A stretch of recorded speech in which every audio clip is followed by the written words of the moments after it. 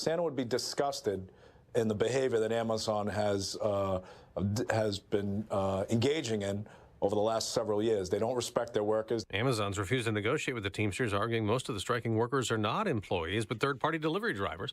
Another strike just brewed up this morning at some Starbucks in Chicago, Los Angeles, and Seattle. America's listening to Fox News. William is one of millions of Americans who uses GoodRx to save on the cost of their prescriptions. My oldest daughter, Camilla, 2 days old, she had to have open heart surgery. All of a sudden, she's on 5 different medications. It adds up at the end of the month. Me and the pharmacist got so tight. She said, GoodRx, save you a lot of money. Saving that extra $200-300 a month. We're able to do all these extra activities, so it puts less stress on our household, and it puts less stress on our pockets. Download the free app or visit GoodRx.com and start saving today. GoodRx user compensated for their time. GoodRx is not insurance, but can be used instead of insurance. Oh no, stomach issues again? Stomach issues? Who are you? Your pancreas. I could be the real reason for your diarrhea, gas, bloating, stomach pain, or loose oily stools. I thought it was my stomach. People often do, but any of these symptoms could mean having a condition called exocrine pancreatic insufficiency, or EPI. With EPI, the pancreas doesn't release enough enzymes to break down food, but EPI is manageable. Use the symptom checker on identifyepi.com and speak with your doctor. That's identifyepi.com. Sponsored by AbbVie. Luigi Mangione woke up behind bars in New York City for the first time this morning after being flown from Pennsylvania. And he's facing 2 trials in the murder of United Healthcare's CEO. He's already indicted on state charges. Now there's a federal case. The federal charges, a count each for murder and weapons possession and 2 for stalking, were unsealed Thursday. In a release, New York's Southern District Acting U.S. Attorney Michael Kim said Mangione killed United Healthcare CEO Brian Thompson in cold blood December 4th because of the job Thompson held as head of a health insurance company. Mangione appeared in federal court Thursday and will face a judge again January 18th. But U.S. Attorney Kim said the federal case will proceed after the states, where Mangione faces first-degree murder as an act of terrorism. In New York City, Gernal Scott, Fox News. The FAA has taken more action with temporary drone flight bans in parts of New York this time, responding to weeks of drone sightings that led to public concern, though the Biden administration insists there's no safety threat. The ban is in effect till mid-January, just hours after the agency placed similar restrictions in New Jersey, following weeks of panic over the mysterious flying objects. The temporary flight restrictions are implemented near JFK and LaGuardia airports and other sites in Brooklyn and Staten Island. New York Governor Kathy Hochul says the new measures are precautionary and will coincide with a state-of-the-art detection system provided to the city by the White House this week. Chris DeMeo, Fox News. On Wall Street, stock futures are still down ahead of the opening bell this hour, but not as much as earlier after that better-than-expected inflation update. On Thursday Night Football, the Los Angeles Chargers kicked off Week 16 of the NFL season with a comeback win, beating the Denver Broncos 34-27. Now, both the Chargers and the Broncos are 9-6 on the season and in the playoff hunt. I'm Dave Anthony. This is Fox News. Lawrence County depends on WDXE News. On the air since 1951. This is The Legend. 105.3, 95.3. WDXE. It's us, WDXE, and it's time for Bulletproof Estate Planning with our good friend Stan Pierchoski, Pierchoski Estate Law. And my friend, how are you? I am wonderful. Well, it's inching ever closer to Christmas and the Christmas week. I mean, it's essentially here. It is. Yeah, a lot of people are even taking off today and through the weekend. And is your mic really hot? Just a little bit. One of these buttons is that's for the microphone? Okay. One of these buttons is you. I know this one's me. Let me follow so that. One of those 3 will be you right there. Now that's you use the headphones. The headphone volume is what you got. One of these 3? No, one of those 3. One of those 3. Checking, testing, 1, 2. Well, let's see what that does. I think that was it. That's right. it. First time. You got it? Okay. Can you hear me okay? I can hear you just fine. High tech. Yeah, I can hear you just fine, and we got your needles are working just right, so we're good. Great. So we're good. So I'm assuming. Well, you traveling any for Christmas? I am not. We're pretty low-key, kind of family-related. My daughter's still in Florida. She won't be coming, but we were there a little bit for Thanksgiving. Yeah, y'all had to get together during Thanksgiving holidays. But I think she's going to be coming around in February. Good. She got the 2 kids, and the one's pretty young, and so it's just a little difficult to travel back and forth. Yeah. But anyway, everybody else is going to be around, and so it'll be pretty straight, pretty low-key family Christmas. Be kind of nice. We all kind of start reminiscing around Christmas too, and thinking about Christmas in the past, how things were when we grew up. Did y'all have when you grew up? Was Christmas pretty special around your house and all that kind of stuff? It was, and it was a little different. Yeah? I mean, you probably could relate. The one thing I remember most about Christmas. Okay, well, a couple things. But one thing I remember most about Christmas was coming up on either Christmas Eve or we never decorated the tree till almost Christmas Eve. Oh, yeah. Or the day before that, maybe. But what we would always do was this. We'd get a couple sawhorses. My dad had some wooden sawhorses in the garage. We'd bring them out, and we'd go buy a sheet of plywood. Okay? Yeah. Back when plywood was affordable. Right? Back when you could buy plywood. So we buy a piece of plywood. We put it up on top of the sawhorses. And, of course, then what my brother and I would spend all Christmas Eve doing is we had this like roll-out paper that looked like grass, and we put a little skirt around the plywood like a Christmas paper that covers it to the floor. Yeah. And we put this grass out, and the tree would go in the middle. Okay, the stand, because we always had a real Christmas tree. We put the stand, we put the water in, yeah, and that'd go in the middle. And we had this elaborate train set that we put around on the tape on this plywood that's all went around the train. And yeah, I mean, and every year we would always get at least one of the gifts we'd get every year would be something addition to the, like a cross track or a switch track kind of thing, or another fancy train car. And we started out with the Lionel ones, which were the big ones. Oh, my gosh, yeah. And then, of course, we graduated into the HO, but now they have the miniature HO, but we didn't have those back then. But, right. And then, it was pretty elaborate. We'd have little street lights we could hook up, and they would light up, and just all kind of people in little towns and stuff like that. We spent all day putting that thing together. And then it'd stay up, throughout the season. We'd run the train every now and then, just because kids, we'd run it around. Sure. Yeah. I wonder how that tradition, because you see that a lot, the train around the tree. I wonder how that got started. I don't know. We just had to be a marketing effort from Lionel Trains or something. I guess, but it was just a cool thing to do. It looked cool. Oh yeah. It looked cool. Oh yeah. Now I bought a train set from my boys years ago, and they did something similar for a while, but they're all grown now. So anyway, that's neat.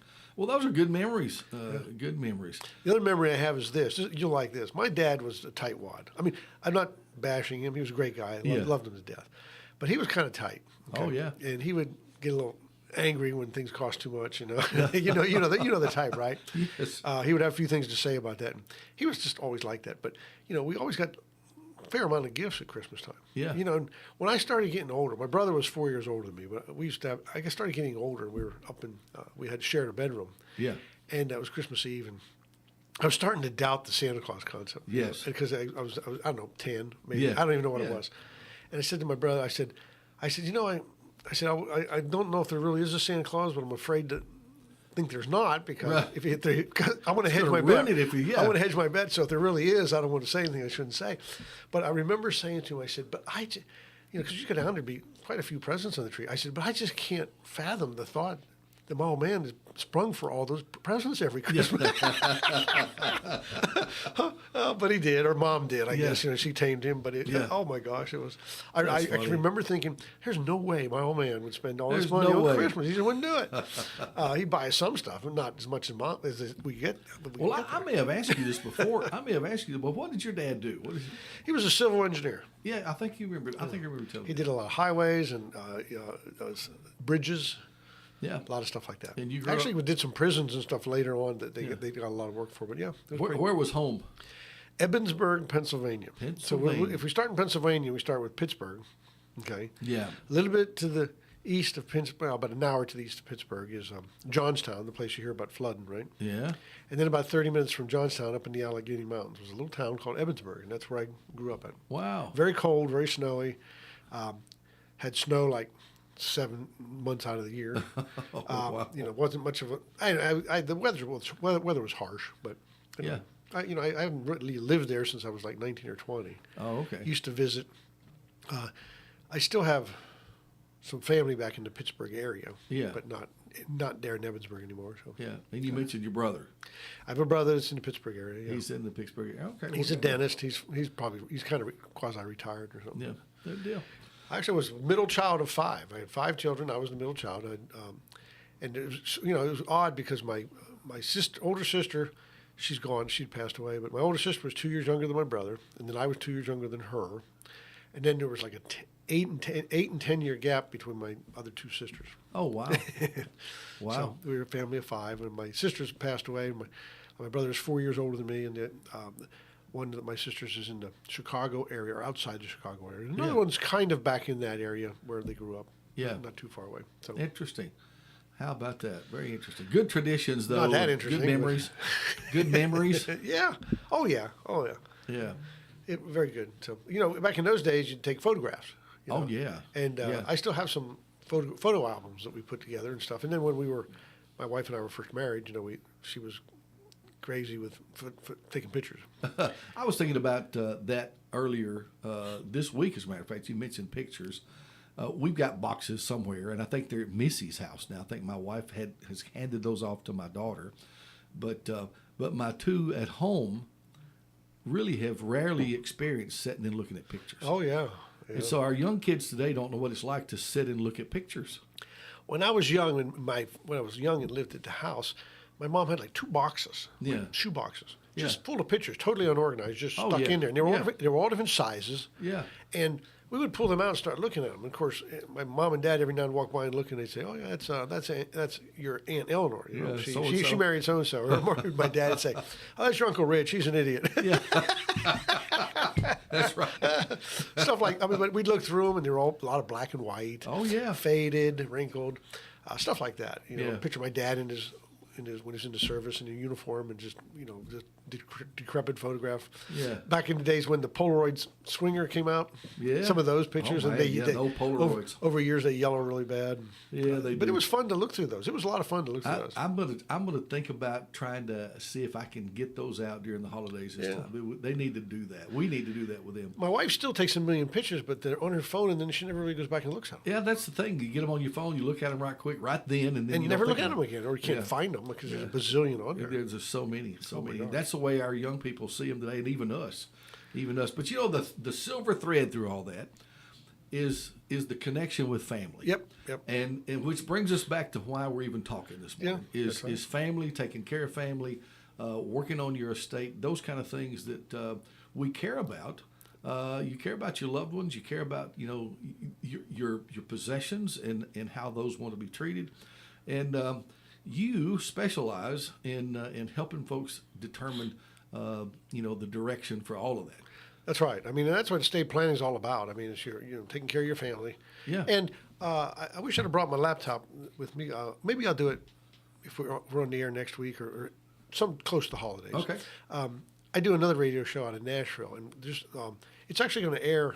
It was actually recorded because they're this week in the holidays they have a low staff and stuff. We kind of, but on Sunday night, every year I do something called the Biblical Perspectives of Estate Planning. Oh wow! And I talk about references in scriptures to this concept. Do you know the word inheritance? Now the word is in either Hebrew, Greek, or Chaldee, and the word inheritance occurs in the scriptures just under 300 times. I know because I counted them. Yes. I found every one of them when I counted. Yes. And what's interesting is I go through references of, because there's nothing new under the sun. This concept of inheritance, That's right. We would call it estate planning, but really we're talking about wealth passing to subsequent generations, or how you take care of your elderly family members, stuff like that.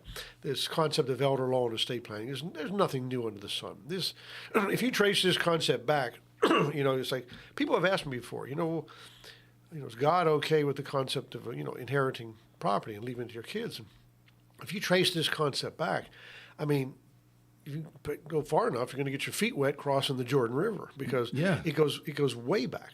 That's right. Millennia. And there's a lot of references in Scripture.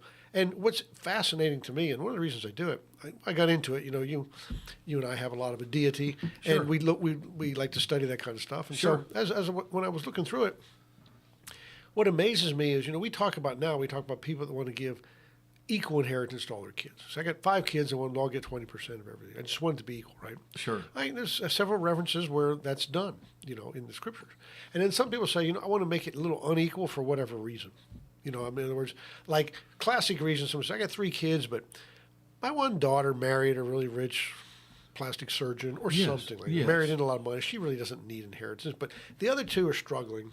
Yeah. and they need it. So I'm going to kind of give 40% to each of them, and then 20% to the one that doesn't need it. I mean, it's unequal, and it's for whatever reason. That can be for a disinheritance, or it can be for a reason like that, or just whatever your reason is. Exactly. And I find many places where it's an unequal inheritance. A lot of these come when we're talking about inheriting the promised land, between the 12 tribes. That's true. Where two portions went to the tribe of Joseph, then there's like the delayed inheritance that says, okay, here's your inheritance, but you don't get it until, and then there's a condition, what I mean? And that happened, conditional inheritance, God says, here's the promised land, but you must follow my statutes, judgments, and commandments. It's conditional. It's conditional. That's right. And so a whole bunch, all the stuff that we do today, that kind of stuff. Yes. Equal inheritance, unequal, delayed, conditional, all those things all existed back in those days as well. I mean, the concept came from the Almighty himself. And I'm continually fascinated at how the Scriptures address everything. Mm-hmm. But there's one thing that I like to make clear when I talk about that, and that is God himself makes it perfectly clear that this is all mine. Absolutely. It's here for you to use. That's right. Be good stewards of it. You can have it. You can use it. You can do what you want with it. You can prosper from it. You can give it away to your children. You can do whatever you want. Don't forget the fact it's mine. It's mine. Amen to that. And you're not. Amen. It doesn't belong to you, but you can have it and you can use it, and that's a blessing all by itself. But a lot of people talk about, well, this is my land, and you really need to step back a little bit and just remember where everything comes from. It's not just the land; it's everything else. But that is right. But and it's a blessing to have land that you can use and do stuff with, and live on, and build on, and dwell, and do whatever you want with it, and pass it down. Right. But you're required to be a good steward of it too. You're not expected. I don't know too many people that waste their property or commit waste. I mean, maybe there's some here and there, but for the most part, people that have land are very appreciative of it, very grateful of it, and they do stuff with it. Yeah. Think of what you can do with land. You can make a living off of it. Absolutely. I used to get too far off the beaten path for estate planning, but I used to love to study the agricultural laws in Leviticus. Okay. Yeah. When you read, how to grow crops and plant crops and right. treat the soil. I mean, I'm not going to get into those lots, but I used to always think, what a blessing for you if you take a corn seed, buy a pack of seeds or something, and you plant it. Yeah. And you get a stalk of corn, right? I mean, it's hard to grow just one, but you know what I mean? You get a stalk of corn, it's got 7, 8 ears on it, and there's like 200-300 ears of kernels of corn on each ear. Yeah. That's like a 1,000% profit. I mean, there's no other way to look at it than that. You plant a seed, you end up with 1,000 seeds, right? And I used to say, you take a lawyer to screw up a deal like that. I mean, that is like isn't that a wonderful deal that you can do that? Yeah, absolutely. And all you're asked is this. We were talking about, who was I talking to? About giving and tithing. One of my clients. I think they wanted to give it. And, we talked about it was like, we were talking about you give it, but then it's not appreciated because you're not doing anybody a favor just by giving them something because you really ought to give them the opportunity to get it or earn it. Well, if you read your scriptures, one of the tithing methods, what I always thought was just genius, was if you have a field of corn or whatever. Yeah. When you harvest it, God would say, leave the outer rows unharvested of the field. Right. That's for the poor to come by. Right. The gleaners. And help themselves to. The gleaners, yeah. Now that is, you're not giving it to them. You're creating an opportunity for them to come and get it. You're not packing up this corn, carrying it off to them, saying, here's a free meal. Right. I mean, you really don't do anybody a favor with it. I mean, you may have some people that are sick and invalid, but I'm talking about general tithing. Right. And the concept of the tithing is a wonderful concept, but again, it's less than giving. It's more like giving the opportunity to do that. Mm-hmm. And so they have, and so if you want the free food, here it is. Come get it. Sure. And it's an easy thing to do for the giver. You just don't harvest it. Yes. And again, you're getting such a profit when you plant a cornfield. Yeah, absolutely. Each seed yields 1,000-fold. I mean, you have enough. Thus is the concept that you're going to harvest this corn. This is what you're going to put up to eat. This is the part you're going to save for next year's planting. Right. And it's just self-perpetuating. Yeah. So anyway, those are always fascinating to me. And, absolutely. But anyway, those maybe sometime I'll bring those and we'll go over because it I doesn't would love that. It doesn't have to be a Christmas thing, but I kind of always do it around this time of year.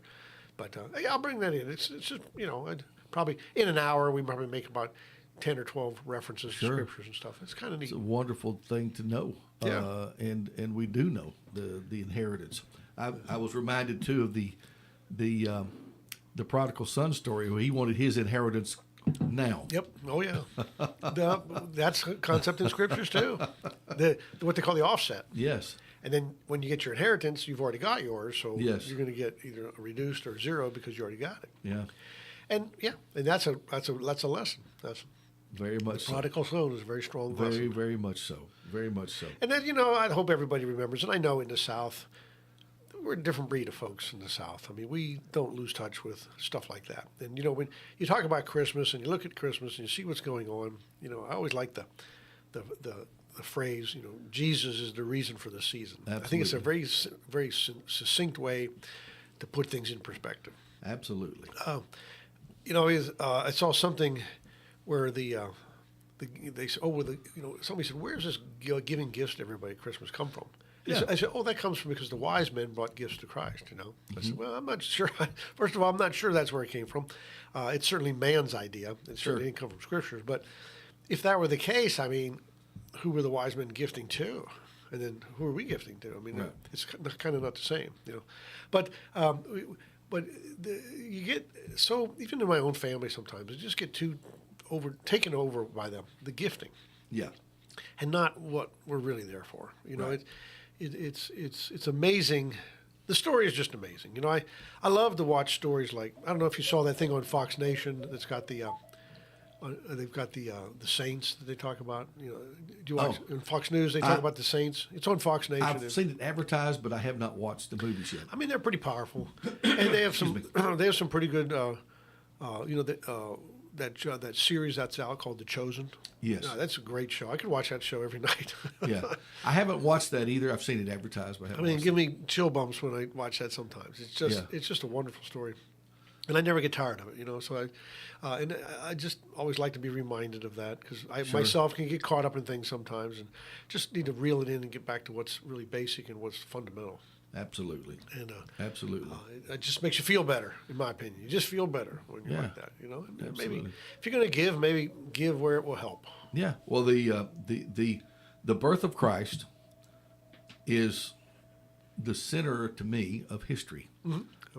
The center of history and the culmination. It was the most dramatic event historically that's ever been on Earth. Yeah.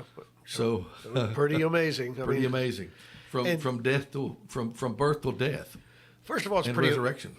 First of all, the Immaculate Conception. And first of all, it's just absolutely fascinating, the story. Yeah. Second of all, it gets even more when you go back 1,000 years and the exact thing was prophesied. Oh yeah, absolutely. 1,000 years before. This person's going to come. He's going to be born. He's going to be born this way, and he's going to. He's going to raise up and be the Savior, the Messiah that was coming up 1,000 years before. Perfectly prophesied. Amen.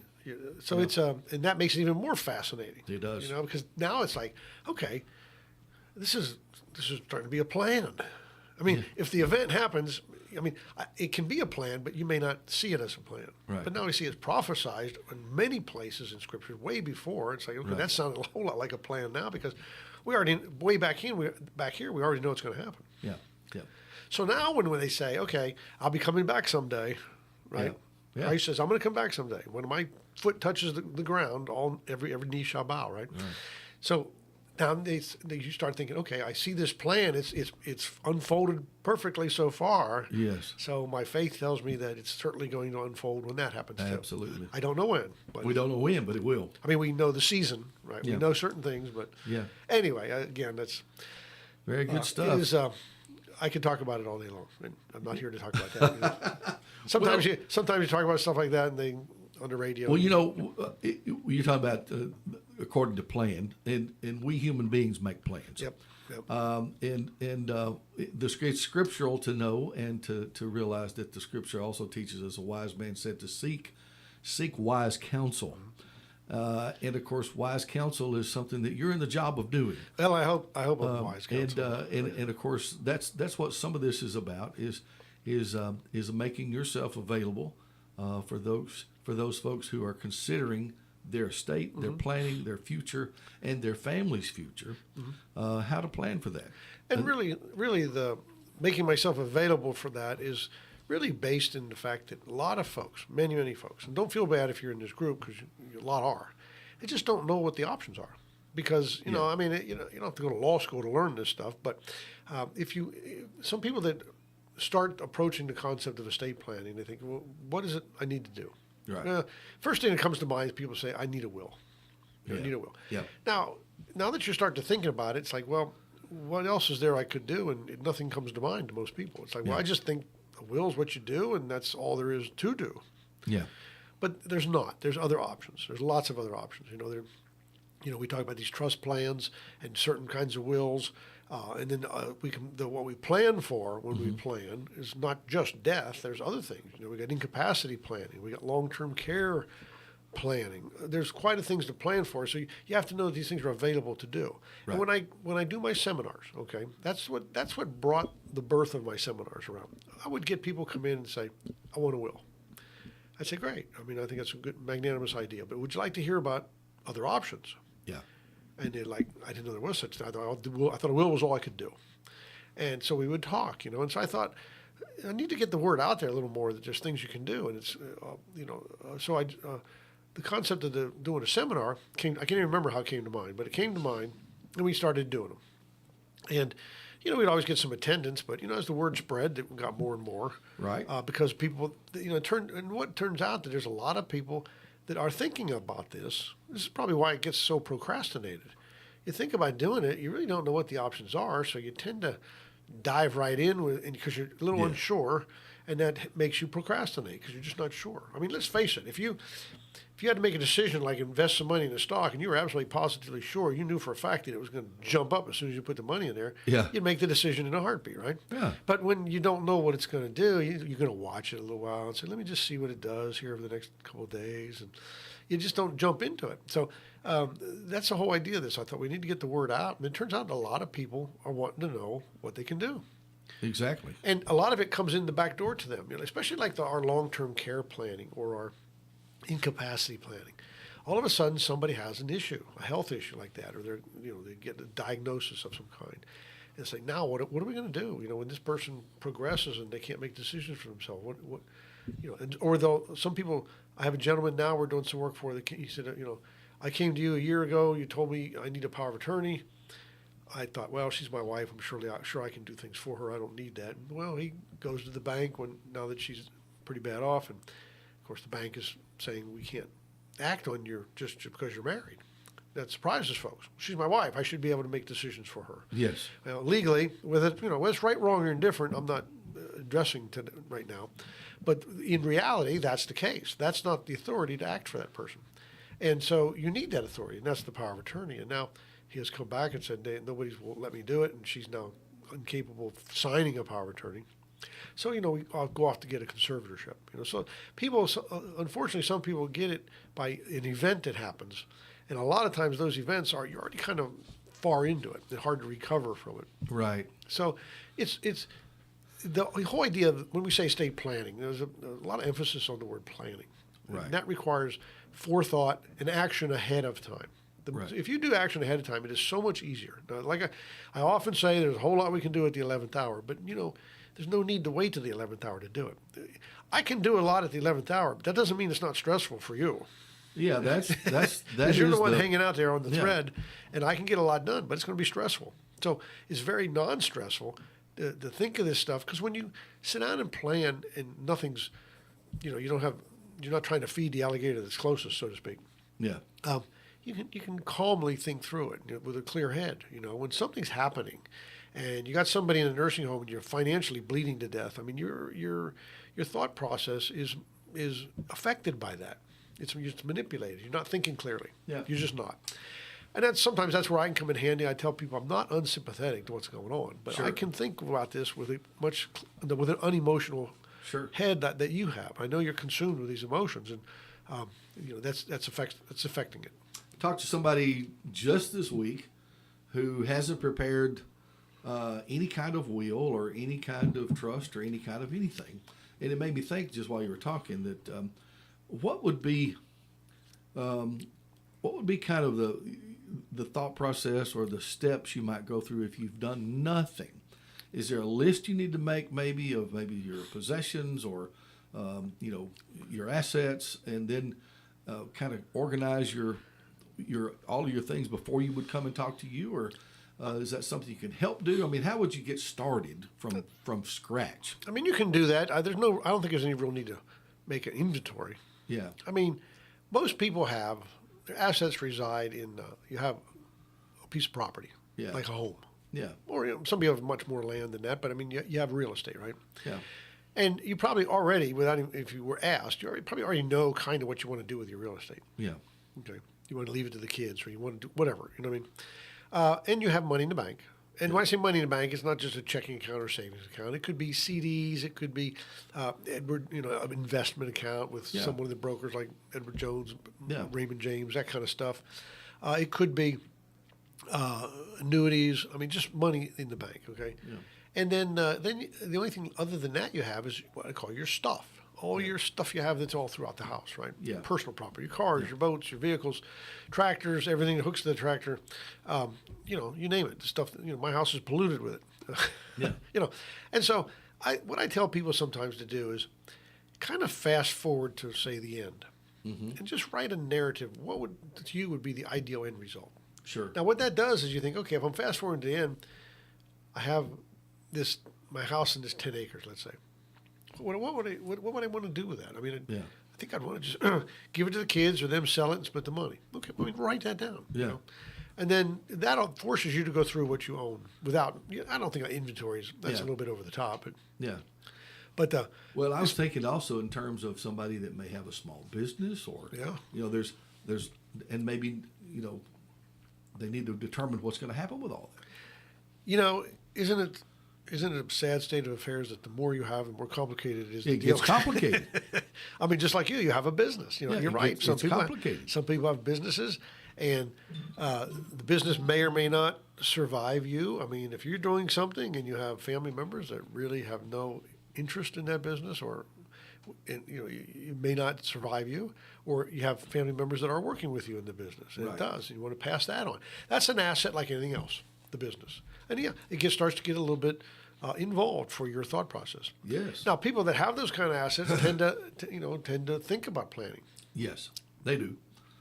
And so there's no standard approach, but it's like you said, it's not as complicated as making an inventory and stuff. But I say just think about if something happened to me.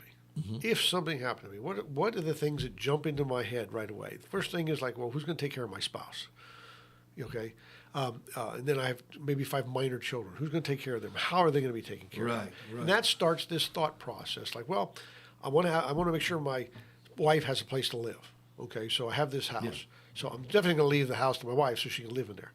But wait a minute, there's an indebtedness on the house. I still got this mortgage, and there's $50,000 owed on it. So maybe the best thing to do for me is take out some life insurance. So if something does happen to me, there's money to pay off the house, so she has the house without dealing with the debt, right? Yeah, more planning. And it's just the thought process starts to flow. Sure. I want to leave this to the children. I want to leave the kids all my stuff. But one of the kids is kind of a troubled child, and if I give him the third, he's going to blow it. I kind of don't want that to happen. So sure. I might want ideally, in my opinion, I would like to give it to him in some way that he doesn't just blow it all. No, you're not looking for the solution. You're just identifying the issues at this point. Right. And then you come to me and say, I got a child, I'm worried. I'd love to leave him a third of everything, but he's just going to blow it. He just likes cars and he likes parties and he's just going to blow it. And I'd kind of rather he not just blow it. Now, I'll take over from there and I'll say, okay, there's several ways we can keep that from happening. Yeah. We'll talk about those ways and stuff. But you just came up with the fact that there's an issue with the one kid, and this is kind of, I don't know what the solution looks like, but I would kind of like to not have him blow it all at once. Right. Or if you have a child that's, I often use this as an example, a drug-addicted child. You don't want to leave money to the person because, like I said, you're going to be the instrument of their destruction. Because when I used to do criminal work, I saw how drug addictions work, and it's a real concern. And so, but you don't want to disinherit them either and leave them nothing. But so the most people say, I want to leave it to them, but I want to make sure it's not available to further this habit. But I want to make sure it's available if he decides to do anything about it, like go to rehab or something, and can't afford to go to rehab. Well, I want him to use the inheritance for that.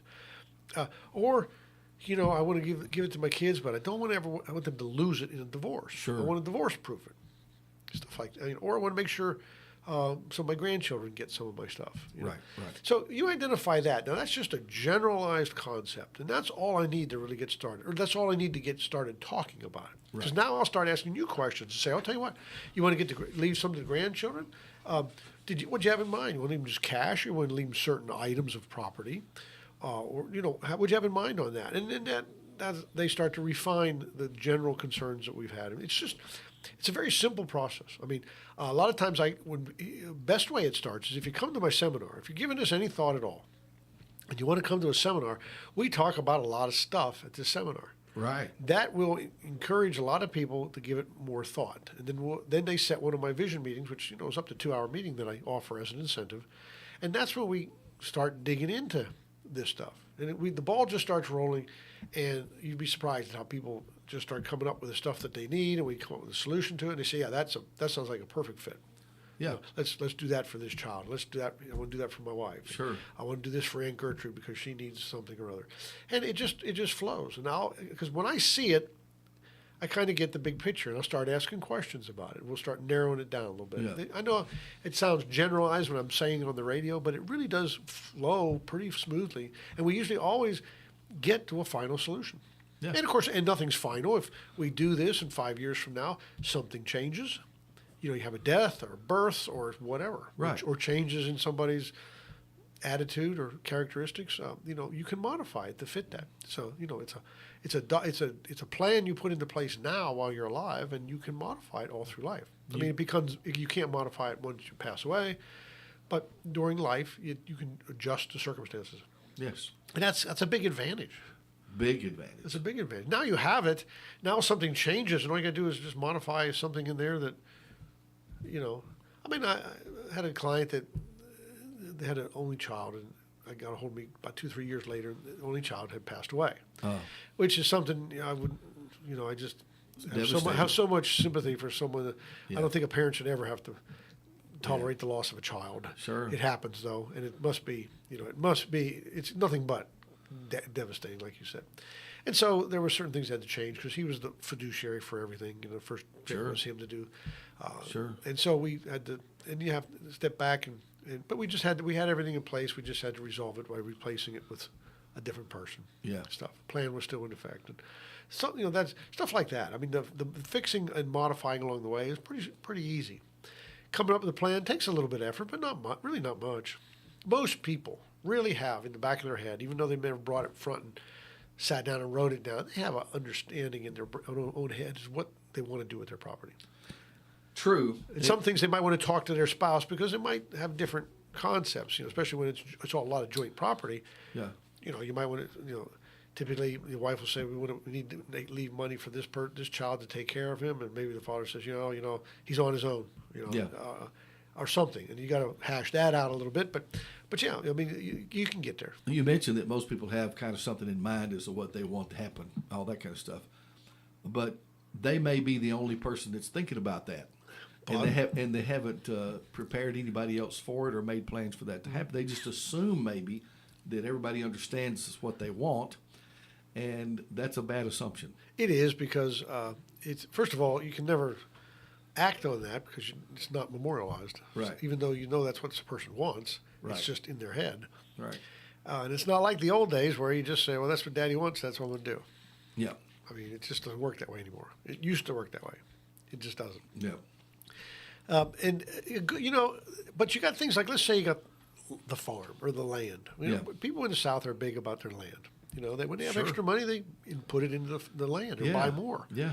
And so it's a big deal to have property down here, and they live on it, they respect it, they cultivate it or whatever they do with it, and the holidays when people get together is a good time to talk to your family because sometimes you have a child that maybe moves off to Florida. And it's like, okay, I have this land, and I was thinking about leaving it to you guys, and maybe you got, let's say, 3 kids. And the one says, I live in Florida. I really don't need to be straddled with ownership of a third interest in a piece of property in Tennessee. I'm not coming back. I got a family there. I've got my home in Florida. That's where I'm established. It's kind of cumbersome to me to own this land in Tennessee if you leave it to me. So, maybe you shouldn't talk to them and know that before you just leave it to them. Okay, maybe if that's the situation, then you can actually plan for that. Sure. Now, I know everybody wants to leave their land to their kids, but not, I run into a lot of times, including my own family, the kids don't want it. Yeah. Not that they don't want it because it's, they're on their own. They're doing their own thing. They're not going to put it to their use. That's right. They're doing their own thing and stuff like that. And so I get it. I mean, but when you have a farm that's income producing and stuff, that sometimes is a little more. It's in a different class because most family members do want to keep that and continue on with that. Right. But if you just got this nice piece of land. I don't know. People grow up, get married, they go buy their own piece of land, and then by the time you get around to passing away, they're sort of ingrained in their own what they've created. Sure. But anyway, that's the holidays when people get together. It's not really that morbid of a thought. People say, "Well, it's a real wet blanket to talk about that." I mean, you can talk about it without it being like that. Oh yeah, absolutely. I mean, just face the reality that we are mortal. I mean, dying's a when. It's not an if. Yeah, and if you haven't made those kind of plans or ever had those discussions, it is a good time maybe when you got everybody together to begin at least a discussion. Yeah, can take their temperature. To make some plans in place, that kind of thing. You mentioned your seminar. Yeah. And when is that? The next one coming up, we're going to wait till after the holidays when things settle down and get back to normal. And the next one is January the 25th. And that's a Saturday. And when we do Saturday seminars, we do them at 10 o'clock in the morning. It's called Will's Trust in the Nursing Home. And we are going to do that right here, WLX radio station, back here in the back of the building, just through the door outside this door. And in your big venue back there where we dance. It's a great place. Pick and grin and dance every Friday night. It's a great place for this. And I was very sorry to hear about the passing of Mr. Wood and the band. Oh. We'll talk about that offline. Yeah, okay. But they have a band there that Roger plays in it sometimes. Yeah, Roger's all the time, I think. Yeah, Roger plays in the band. And they dance on Friday nights, and Roger and Charlotte here are real magnanimous, and they usually donate all those proceeds. It's like $5 a person. They donate all those proceeds to some form of disaster relief. I'm not exactly sure what, but they used to do the Red Cross, but it's kind of not here anymore. Yeah, the stations here and the WLX Cafe, they're very involved in community efforts. But it's a nice big place, and they let me use it, and it's a nice big place, so we don't have to worry about ever. Absolutely. It's hard to fill it up, although I got close a couple times, but it holds a lot. So, if you want to, that's a good place to start. It really is, because I guarantee you will learn a lot. It's a no-pressure thing. So if you think, oh, I know how lawyers are. If they get you in a room, they're not going to let you out unless you sign something or commit something. It is not like that. I don't know how to convince you of that. Yeah. But if you're concerned about that, don't be. Just come hear what we have to say. Well, it's truly not a sales seminar. It is an information seminar to give you information on and maybe just start the thought process to see if this is right for you. Or to hear what some of the options are that you've never heard of before. Yeah, absolutely. Because there are some. And I get a lot of great reviews on these seminars. Everybody says they're jam-packed with information. Some of them say it's too much, but I feel it has what it needs to have in it. And it's thought-provoking, and it answers a lot of questions for people that attend it. Because most people that attend it are already struggling with the concept, right? They're trying to figure some things out. And they thought, well, if you're 35 years old, you're going to live forever, and you're healthy, and you're not thinking about this, you're gonna. It's going to just. You don't have ears to hear at this point. Sure, that's right. Those ears will hear at some point, like the rest of us. Right. But the people that come to it are already given this some kind of thought, and then so they're coming here with some thought process already started. And it's a good way to start because you'll hear a lot of neat things, and then we have a question and answer period that's usually pretty lengthy and intensive. And then we have. Then if you want to go forward with it, we set a meeting. We call it a family vision meeting. And it's like a 2-hour meeting, or it can be up to 2 hours. And it's 2 hours where we now sit down and do a little more of a deep dive into this is what we were talking about a little while ago, the stuff that you want to have accomplished when you get to the end of life. What do you want done? Now, if I become incapacitated, I can't make decisions. This is the person I want making them for me. We make sure all that happens. You want somebody, a trusted, a loved family member, making your decisions for you. That's right. You want to pick that person. So if you can pick that person, why not do it? Let's do it now while we are clearly thinking. Sure. Then when the time happens, it's all taken care of. Absolutely. So there's a lot. I mean, there's a lot to it, but it's really not that big of a time investment on the on an individual's part. Sometimes I think we've gone over this before, but maybe you got an hour into the seminar, you got 2 hours into a vision meeting. You maybe spend an hour before the vision meeting filling out the workbook and the information that I need. Sure. And then you come back and we do the signing. It takes an hour, and there's very little to do after that. But I mean, you're looking at maybe 4 to 5 hours scattered over a month.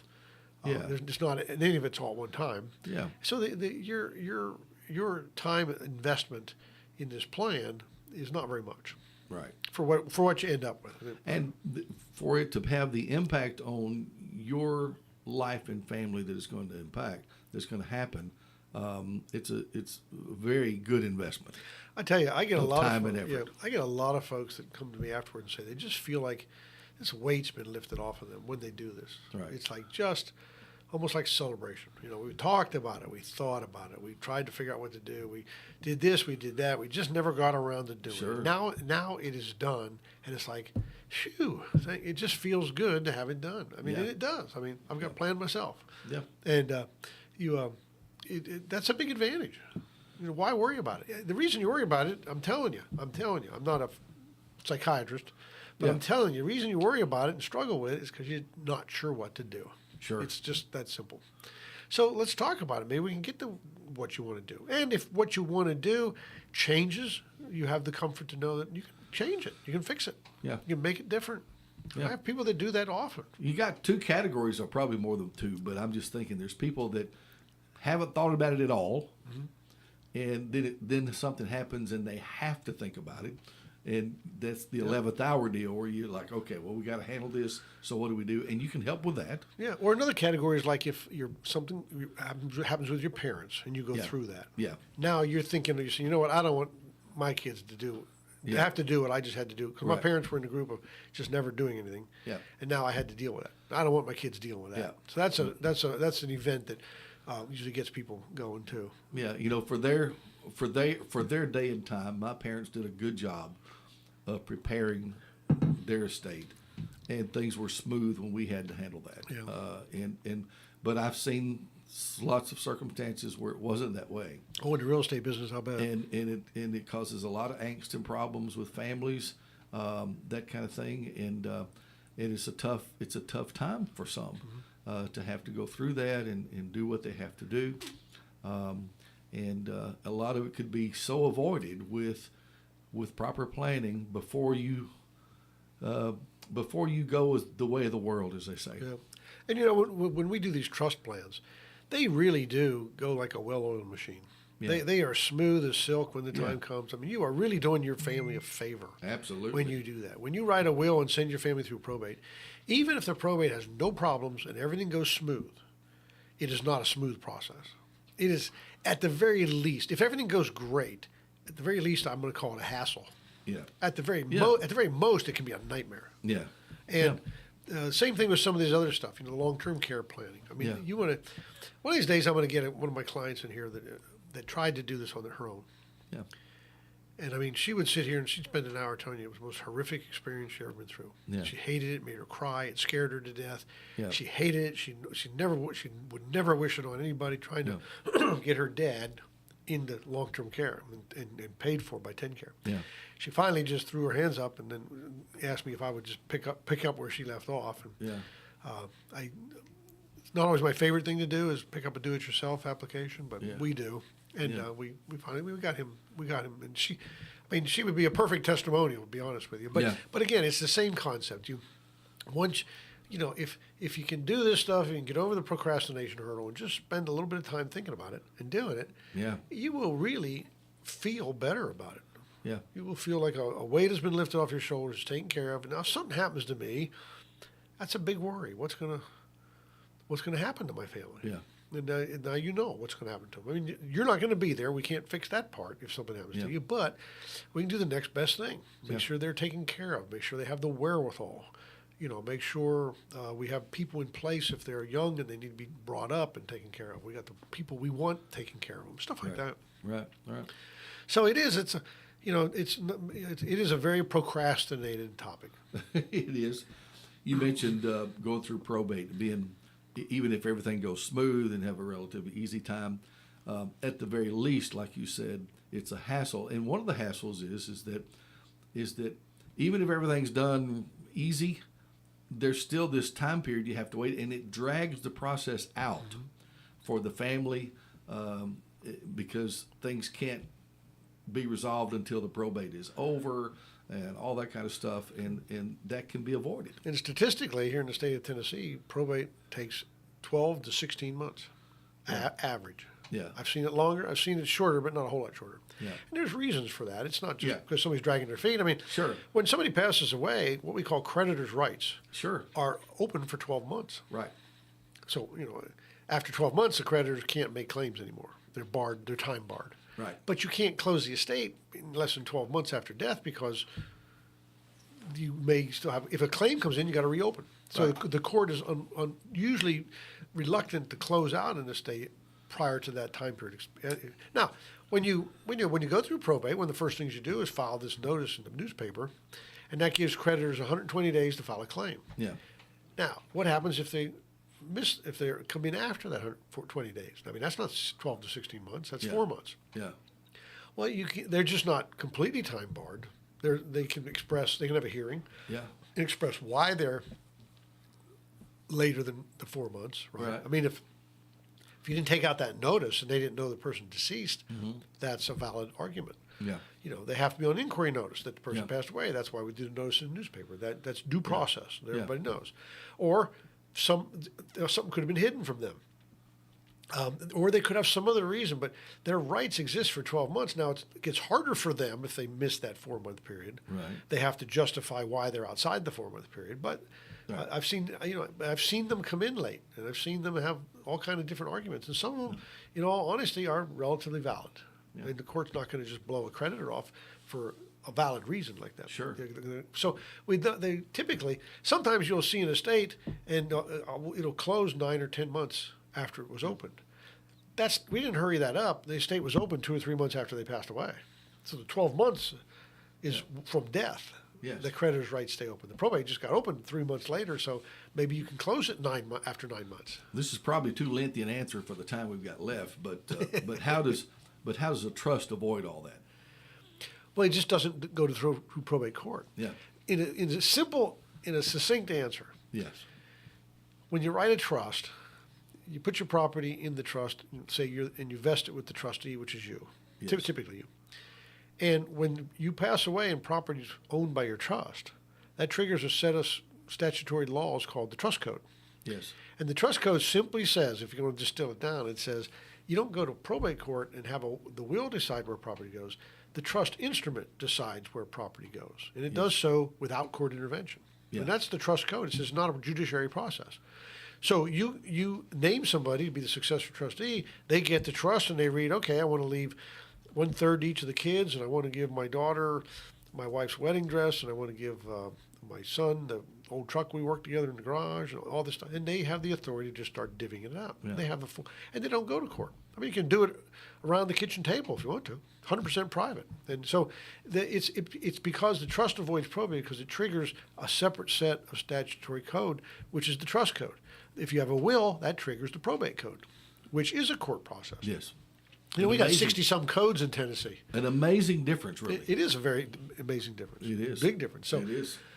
We are out of time. And just want to real quick, the seminar is Saturday the 25th. Yes. 10 o'clock in the morning, right here at WLX radio station. It is not too early to RSVP. It is and if not. you want to RSVP, you call my office at Pierchoski Estate Law, Pierchoski Elder Law, which is 931-363-7222. You can go to my website, estateplanstan.com, and you have any questions on anything, you can email me a question or call me and set up one of my phone calls, and I'll call you back and we'll talk about it. Yeah. Yeah. Trace and I were near your office yesterday.